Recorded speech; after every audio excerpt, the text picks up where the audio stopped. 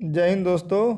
आइए देखते हैं बिहार स्टेट का जो पेपर हुआ था सोशल साइंस का, उसका ये फर्स्ट पेपर है। फर्स्ट पेपर में देखते हैं इस एग्ज़ाम कब हुआ था। तो एग्ज़ाम हुआ था 18/9/2023 को। सोशल साइंस का पेपर है। इससे पहले हम लोग ने और 2-3 प्रीवियस ईयर जो हमें मिला है उसका वीडियो बनाकर अपलोड कर दिए हैं। अगर आप नहीं देखे हैं तो आप उसको हमारे चैनल पर देख सकते हैं। आइए देखते हैं क्वेश्चन नंबर 1। हल्के और तेज चलने वाले जहाज केरावल को किसने बनाया था? किसके द्वारा बनाया गया था? तो ये पुर्तगालियों के द्वारा बनाया गया था। भारत आने वाली प्रथम अंग्रेजी जहाज का नाम क्या था? तो रेड ड्रैगन था। पुर्तगाल का क्या था? वास्को डिगामा था। तो 1498 में समुद्र के रास्ते होते हुए केरल में कलिकट के बंदरगाह पर पहुंचा था। भारत में ईस्ट इंडिया कंपनी की स्थापना कब हुई थी? तो भारत में ईस्ट इंडिया कंपनी की स्थापना हुई थी 1600 में, और ईस्ट इंडिया कंपनी का भारत में आगमन हुआ था 1608 में। आगे देखते हैं, उत्तम आशा अंतरिक्ष की खोज किसने की? नाम है उत्तम आशा अंतरिक्ष की खोज किसने की थी? तो ये किया गया था बार्थोलोम्यू डियाज द्वारा। ये कौन था? तो ये अमेरिका का दार्शनिक और प्रमुख विचारक था। आगे देखते हैं, सर्वप्रथम कॉमन सेंस की रचना किसने की थी? क्या कहा गया है? कॉमन सेंस रचना किसके द्वारा किया गया था? तो ये किया गया था टॉमस पेन। किसके द्वारा किया गया था? तो टॉमस पेन के द्वारा। आगे देखते हैं क्वेश्चन नंबर 5। अमेरिकी स्वतंत्रता संग्राम की सबसे महत्वपूर्ण उपलब्धि क्या थी? अमेरिकी स्वतंत्रता संग्राम का सबसे महत्वपूर्ण उपलब्धि तो गणतंत्रात्मक व्यवस्था का पहला प्रयोग हुआ था। इससे पहले कहीं गणतंत्र की बात नहीं की गई थी। अमेरिका कब आज़ाद हुआ था?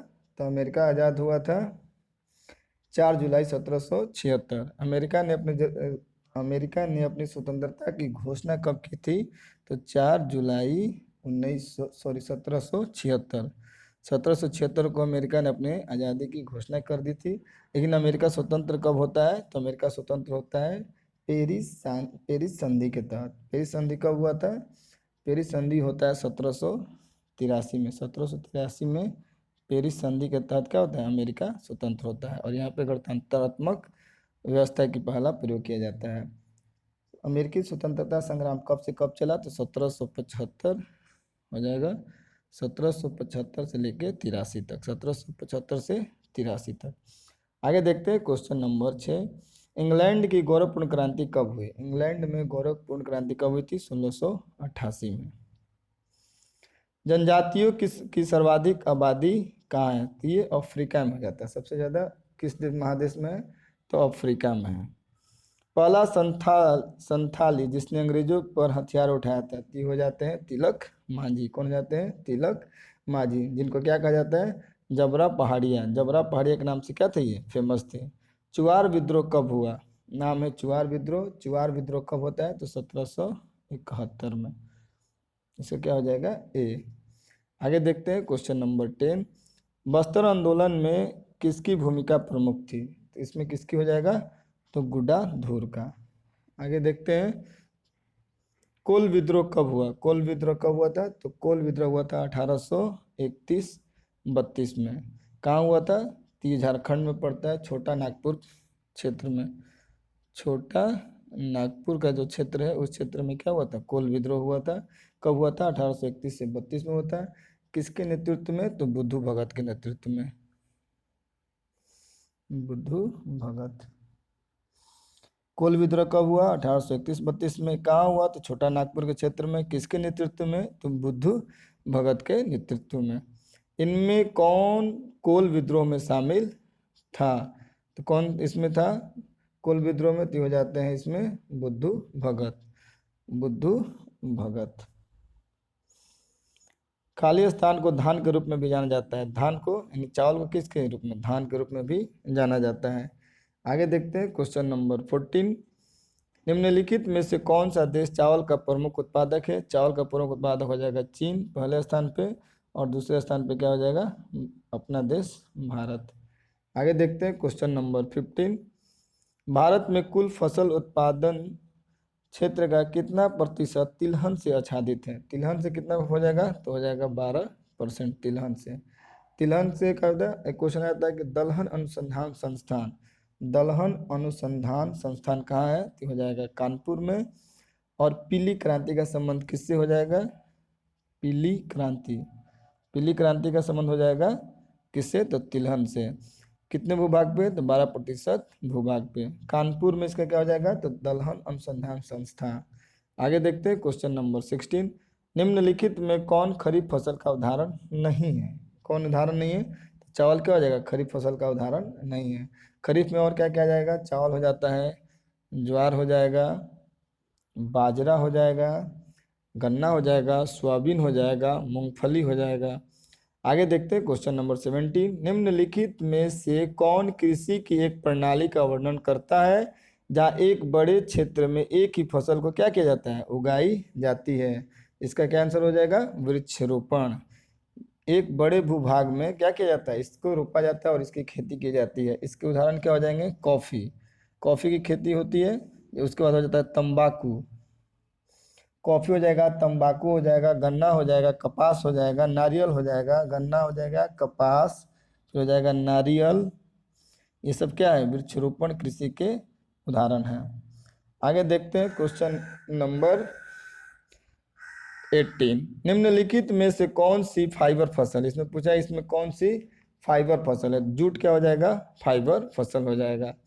लीग ऑफ नेशंस की कमजोरियों के बारे में निम्नलिखित में से कौन सा सत्य है, इसमें हो जाएगा लीग के पास कोई सैन्य बल नहीं था और उसे सैनिक के लिए सदस्य राज्यों पर क्या होना था, निर्भर रहना पड़ता था। इसकी सबसे बड़ी कमजोरी लीग ऑफ नेशन की यही थी। यूएनओ को किस वर्ष नोबेल शांति पुरस्कार सम्मानित किया गया, तो 2001 में। कब दिया गया, 2001 में।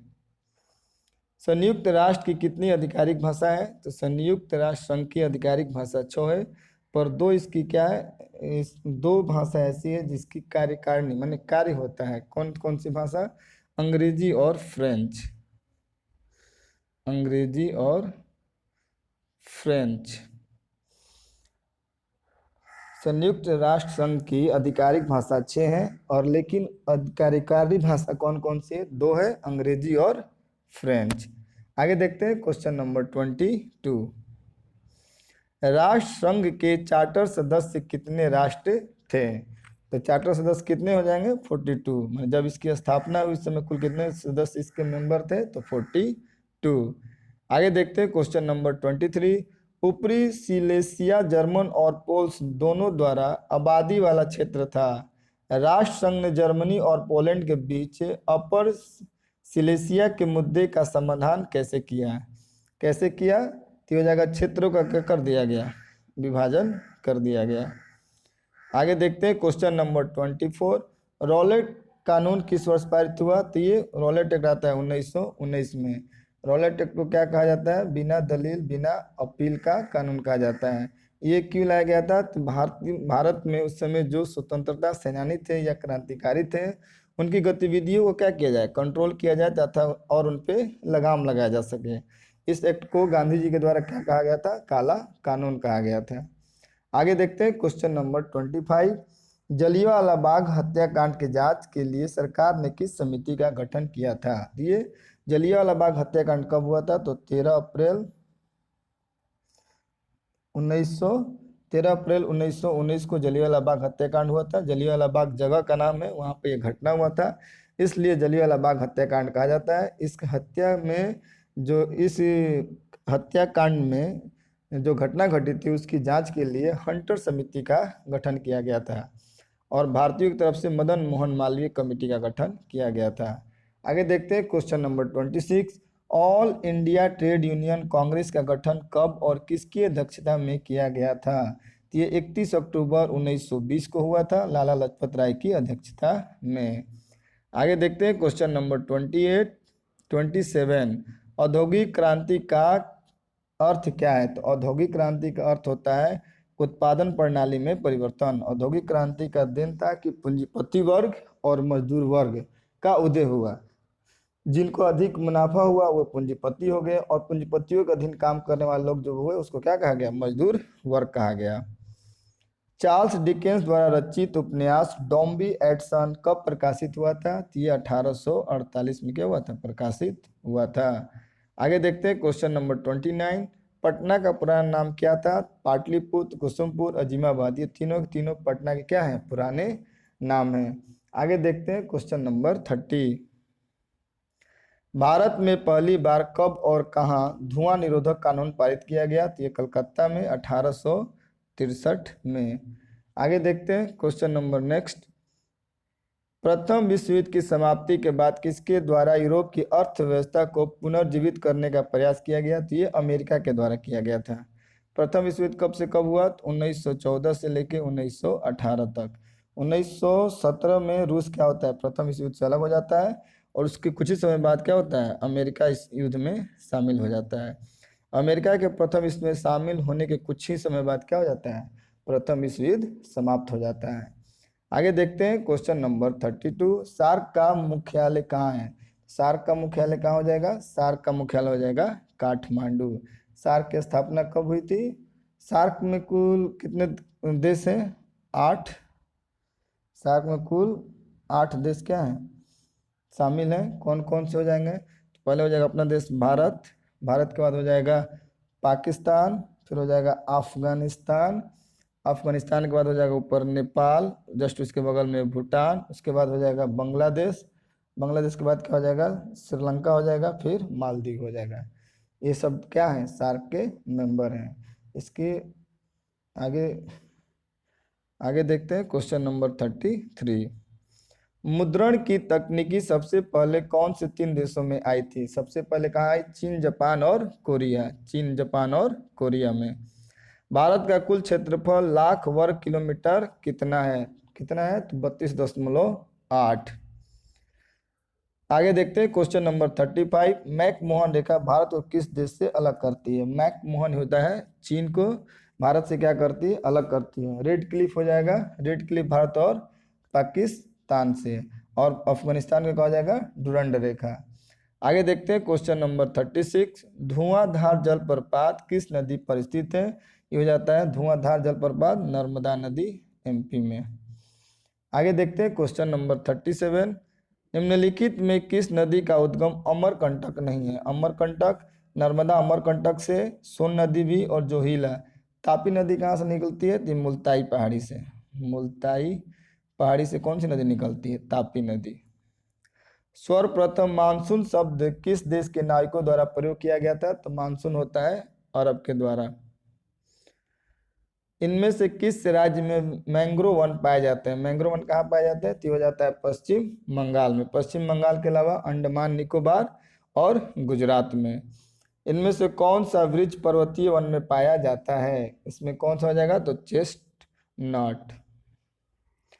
दाची ग्राम जो जम्मू कश्मीर में स्थित है क्या है? ये क्या है? ये एक राष्ट्रीय उद्यान है।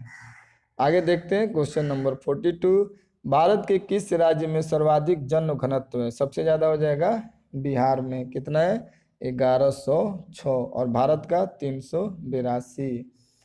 आगे देखते हैं क्वेश्चन नंबर 43। किस वर्ष को जनसंख्यांकी विभाजन वर्ष के रूप में जाना जाता है? तो 1921 को, 1921 को।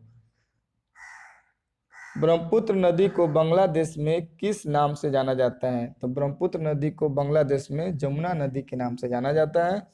आगे देखते हैं भूटान के क्षेत्रफल का कितना प्रतिशत वन आच्छादित है? तो भूटान का भूभाग 70% ऐसा है जो वन से घिरा हुआ है। माउंट एवरेस्ट की ऊंचाई 8,848 मीटर। आगे देखते हैं क्वेश्चन नंबर 47। भूटान की अर्थव्यवस्था किस पर आधारित है? भूटान की अर्थव्यवस्था किस पर आधारित है? तो हो जाता है कृषि पर। नेक्स्ट क्वेश्चन, इसमें दिया भूटान की अर्थव्यवस्था किस पर आधारित है, तो आयोग ने इसका आंसर दिया पर्यटन, लेकिन सुधार का इसका आंसर हुआ था कृषि। आगे देखते हैं 1 सेंटीमीटर और 1 किलोमीटर के लिए सही प्रतिनिधि भिन्न क्या होगा? 1 पर 1 लाख। पृथ्वी पर के नदी, पहाड़, समुद्र को प्रदर्शित करने वाले मानचित्र कहलाते हैं। इसको क्या कहा जाता है? भौतिक मानचित्र कहा जाता है, जिस पर नदियाँ, पहाड़, पर्वतों को दर्शाया जाता है। और राजनीतिक मानचित्र में क्या होता है? उनकी बाउंड्री लाइन को, यानी उनकी सीमा क्षेत्र को क्या किया जाता है राजनीतिक मानचित्र में, जैसे राज्य के नदियाँ हो जाएंगे, सॉरी रास्ते हो जाएंगे, फिर उनकी सीमा दूसरे राज्य की सीमा से जो लगी है वो सब हो जाएंगे राजनीतिक में, नदियाँ तालाब पहाड़ ये सब हो जाते हैं भौतिक मानचित्र में। आगे देखते हैं क्वेश्चन नंबर 50। विकास की स्थिति के आधार पर संसाधनों को खाली स्थान के रूप में वर्गीकृत किया जा सकता है। किसमें किसमें? संभावित, विकसित, स्टॉक, रिजर्व, उपयुक्त, सभी के सभी। आगे देखते हैं क्वेश्चन नंबर 51। झारखंड, छत्तीसगढ़ और मध्य प्रदेश राज्य खनिज और डैश में जमा में समृद्ध हैं। खनिज और क्या हो जाएगा कोयला में। छत्तीसगढ़, झारखंड और मध्य प्रदेश। शुद्ध बोए गए क्षेत्र का पैटर्न एक राज्य से दूसरे राज्य में बहुत भिन्न होता है। यह खाली स्थान में कुल क्षेत्रफल का 80% से अधिक है।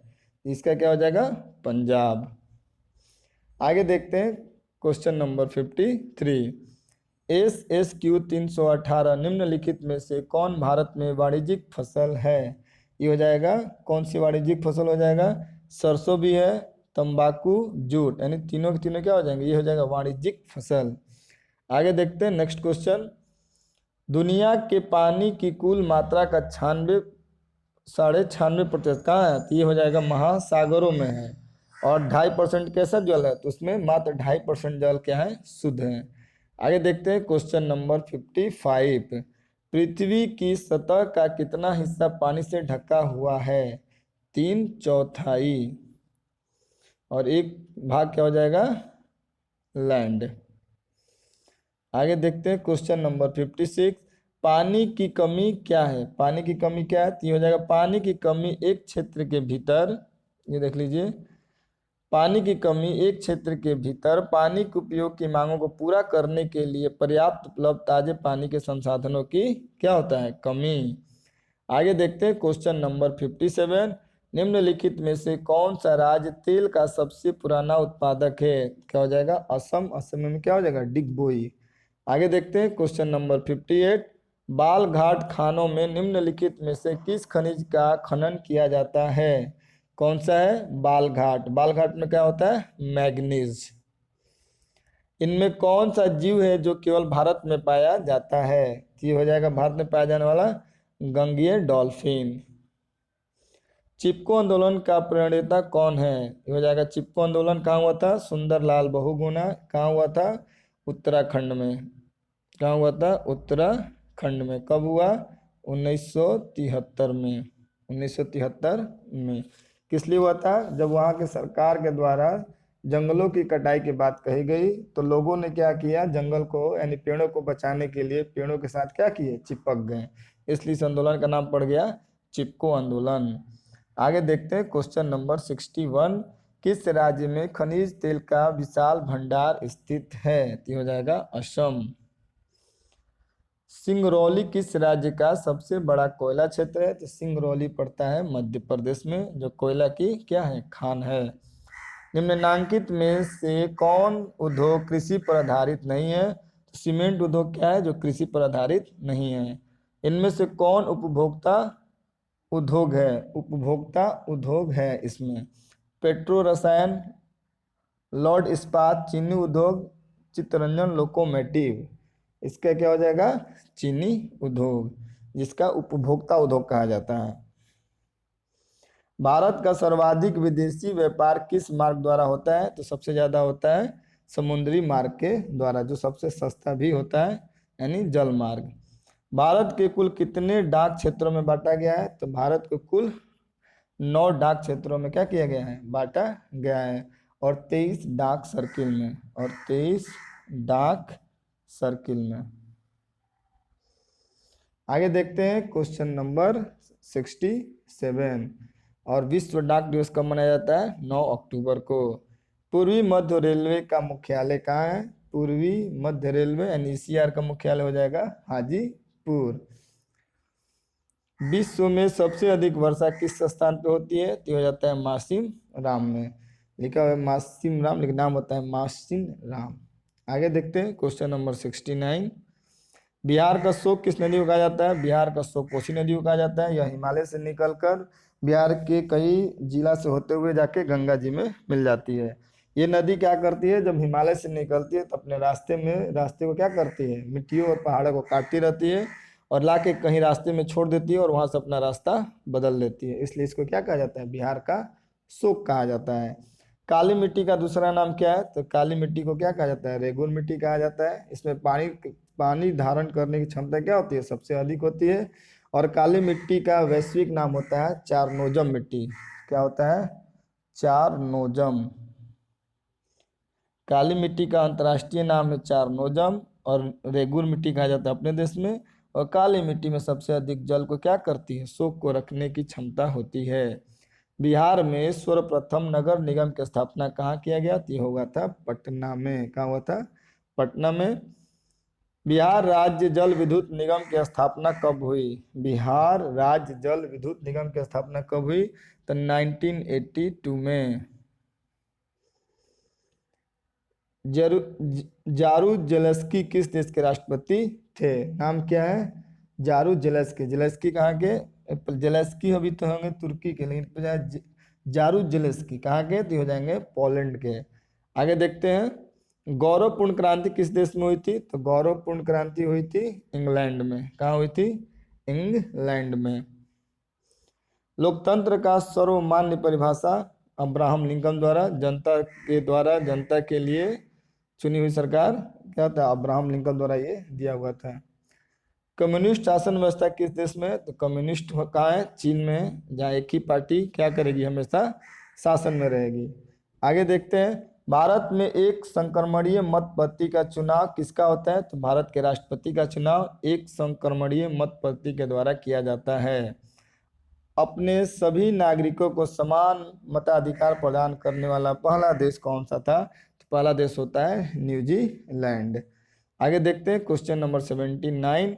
भारतीय संविधान में मौलिक अधिकार अमेरिका से, मौलिक कर्तव्य पूछे तो रूस से, ब्रिटेन से क्या हो जाएगा, संसदीय शासन व्यवस्था, और दक्षिण अफ्रीका से संविधान संशोधन। आगे देखते हैं क्वेश्चन नंबर 80। राज्यसभा का सभापति कौन होता है, राज्यसभा का सभापति भारत के उपराष्ट्रपति होते हैं। कौन होते हैं, भारत के उपराष्ट्रपति। किसके तहत, आर्टिकल 65 के तहत भारत का एक उपराष्ट्रपति होगा। किस आर्टिकल के तहत, आर्टिकल 63 के तहत। आगे देखते हैं क्वेश्चन नंबर 81। किसी सदस्य की मृत्यु या इस्तीफा के बाद होने वाला चुनाव क्या कहलाता है, उपचुनाव कहलाता है। उपचुनाव, अगर कोई व्यक्ति जो बचे हुए कार्यकाल में मर जाता है तो जो कार्यकाल बचा रहता है उसी कार्यकाल के लिए ही चुनाव होता है, ना कि अगले 5 साल के लिए। मतदान करने की कम से कम उम्र क्या है, तो 18 वर्ष है। लेकिन मूल संविधान में मतदान करने का उम्र 21 वर्ष रखा गया था। लेकिन 61वां संविधान संशोधन 1989, 61वां संविधान संशोधन 1989 के तहत यह उम्र 21 वर्ष से घटाकर कितना कर दिया गया, 18 वर्ष कर दिया गया। आगे देखते हैं क्वेश्चन नंबर 83। सर्वाधिक लोकप्रिय चुनाव युक्त, ये हो जाएंगे टीएन सेशन। कौन थे, टीएन सेशन। बिहार बंगाल से अलग कब हुआ, बिहार बंगाल से अलग होता है 1936 में। और 1 अप्रैल 1936 को बिहार बंगाल से अलग होता है। और फिर बिहार से झारखंड अलग होता है कब, 2000 में। यानी 15 नवंबर 2000 को क्या हुआ, झारखंड फिर बिहार से क्या हो गया, अलग हुआ। आगे देखते हैं नेक्स्ट क्वेश्चन। भारत में आपातकाल सर्वप्रथम लागू हुआ 1962 में, भारत और चाइना युद्ध के समय। आपातकाल कितने तरह का होता है, 3 तरह का आपातकाल होता है। एक होता है राष्ट्रीय आपात, दूसरा होता है राष्ट्रपति शासन लागू होता है, और तीसरा हो जाता है वित्तीय आपात। आपात किस किस भाग में आता है, भाग 18 में, और अनुच्छेद 352 से लेकर 360 तक। आगे देखते हैं क्वेश्चन नंबर 86। अमेरिका में राज्यसभा को क्या कहा जाता है, अमेरिका में राज्यसभा को सीनेट कहा जाता है। क्या कहा जाता है, सीनेट। आगे देखते हैं क्वेश्चन नंबर 87। भारत के संविधान में निम्नलिखित में कौन समानता के अधिकार में शामिल नहीं है? इसमें पूछा है कौन नहीं है। कानून के समक्ष समानता बिल्कुल है, छुआछूत क्रांति ये भी है, रोजगार का अवसर कि समान अवसर दिया जाएगा, ये तीनों के तीनों है। लेकिन आर्थिक बराबरी की बात समानता का अधिकार में नहीं है, जबकि ये प्रस्तावना में कहा गया है। प्राथमिक शिक्षा के मौलिक अधिकार को संविधान में कब जगह दिया गया? तो ये दिया गया था 2002 में। 2002 में 86वां संविधान संशोधन के द्वारा 2002 में प्राथमिक शिक्षा को क्या किया गया? मौलिक अधिकार दिया गया। ये 21 के ए में जोड़ा गया, जिसमें कहा गया कि 6 से लेकर 14 वर्ष तक के बच्चों को प्राथमिक और अनिवार्य शिक्षा दी जाएगी। आगे देखते हैं क्वेश्चन नंबर 89। निम्नलिखित में भारत के लिए कौन सा कथन सही है? यह धार्मिक स्वतंत्रता का अभाव है, यह धर्म की प्रधानता है, यह धर्मनिरपेक्षता का सिद्धांत है। धर्मनिरपेक्षता का मतलब होता है कि भारत देश का अपना कोई धर्म नहीं होगा। जब हम लैंगिक विभाजन की बात करते हैं तब हमारा अभिप्राय होता है, किससे होता है? समाज में स्त्रियों और पुरुषों को दी गई असमान भूमिकाएं। आगे देखते हैं क्वेश्चन नंबर 91। इनमें कौन लोकतंत्र को मजबूती प्रदान नहीं करता है? नहीं कौन करता है? तो विविधताओं में सामंजस्य का अभाव और संघर्ष। जब अभाव होगा और संघर्ष होगा तो लोकतंत्र को क्या मिलेगी? मजबूती नहीं मिलेगी। राज्यसभा का सभापति कौन है?